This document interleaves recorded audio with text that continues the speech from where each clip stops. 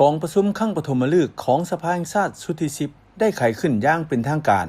ในวันที่23มีนาคม2026ซึ่งเป็นกองประชุมครั้งทมิตรและเป็นการเริ่มต้นการเคลื่อนไหวปฏิบัติบทบาทสิทธิและหน้าที่ของสภาแห่งชาติชุดที่10อย่างเป็นทางการโดยการเป็นประธานของทานไส้สุมพรพรหมวิหารประธานสภาแห่งชาติให้เกียรติเข้าร่วมของทานทองลุ่นศรีสุฤทธิ์เลขาธิการใหญ่คณะบริหารงานศูนย์กลางพรรคประธานประเทศมีบรรดาการนำอดีตการนำขั้นสูงพรรครัฐพร้อมด้วยสมาชิกสภาแห่งชาติชุดที่10เข้าร่วมท่านไส้สมพรพรหมวิหารได้กล่าวสุนทรพจน์เปิดกองประชุมอย่างเป็นทางการโดยมีบางตอนให้ฮู้ว่ากองประชุมครั้งปฐมฤกษ์ของสภาแห่งชาติชุดที่10จะได้พร้อมกันพิจารณาและตกลงปัญหาสำคัญพื้นฐานของประเทศชาติเป็นต้น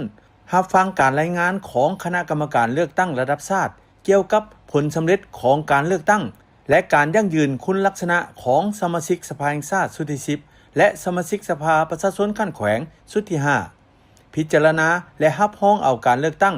บรรดาตำแหน่งที่สำคัญของรัฐและโครงประกอบกงจักการจัดตั้งขององค์การอำนาจรัฐพิจารณาและรับรองเอาบทรายงานเกี่ยวกับแผนพัฒนาเศรษฐกิจสังคมแห่งชาติ5ปีครั้งที่10แต่ปี2026หา2030พิจารณาและรับรองเอาบทรายงานเกี่ยวกับการพิจารณารับรองด้านหลักการโครงการลงทุนก่อสร้างทางรถไฟจากตัวเมืองท่าแขกแขวงขมวนหามูย่าชายแดนลาวเวียดนามด้วยรูปแบบ BOT พิจารณารับรองเอาบทรายงานเกี่ยวกับแผนการเคลื่อนไหวเวียกงาน5ปีแต่ปี2026หา2030ของศาลประชาชนสูงสุดพิจารณารับรองเอาบทรายงานเกี่ยวกับแผนการเคลื่อนไหวเวียกงาน5ปีแต่ปี2026หา2030ขององค์การอัยการประชาชนสูงสุด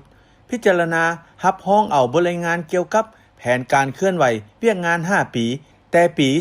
2026หา2030ขององค์การกวดกาแห่งรัฐพิจารณารับรองเอาบทรายงานเกี่ยวกับแผนการเคลื่อนไหวเวียกงาน5ปีแต่ปี2026หา2030ขององค์การกวดสอบแห่งรัฐพิจารณาและรับรองเอาบทรายงานเกี่ยวกับแผนการเคลื่อนไหว5ปีแต่ปี2026หา2030ของสภาแห่งชาติชุดที่10และพิจารณารับรองเอาบทรายงานเกี่ยวกับแผนการสร้างและปรับปรุงกฎหมาย5ปีแต่ปี2026หา